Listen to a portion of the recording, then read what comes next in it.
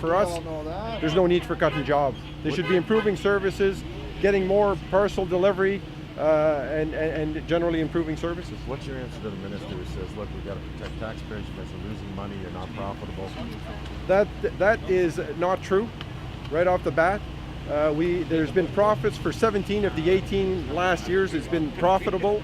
2011, there was one year where there was a deficit. The reality is Canada Post was hit with an equity issue that cost lots of money. They won't tell us how much, but that was a one-shot deal for 2011. Stop Harper! Save Canada Post! Save Stop Canada Harper! Save Canada Post!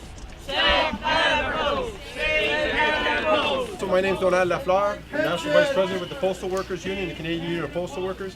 So we're here today to deliver over 12,200 postal cards that have been signed by people in Milton and across Canada who are not satisfied with the postal service cuts, are not satisfied because their post offices have either been closed or downsized. And we're going to leave that with you for the minister. You know that further postal cuts are on their way, and we want the Minister Raitt to know that CUPW and the people who signed the cards want Canada Post to stop cutting and start looking at new ways to generate revenue, such as postal banking. We've been asking for a meeting to discuss the cuts to postal services and the upcoming postal charter review, but she hasn't been available. She's been saying that she's too busy. These are important issues for postal workers and thousands of others, as you can see from the postcards.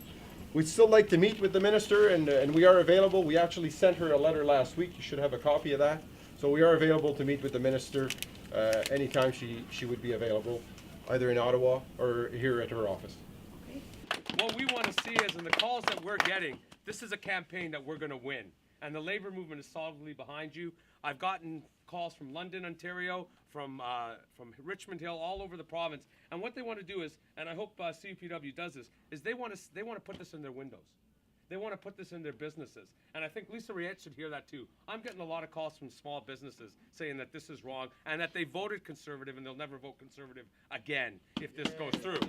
Be honest, the government is not a hands-off. Canada Post has never been that way.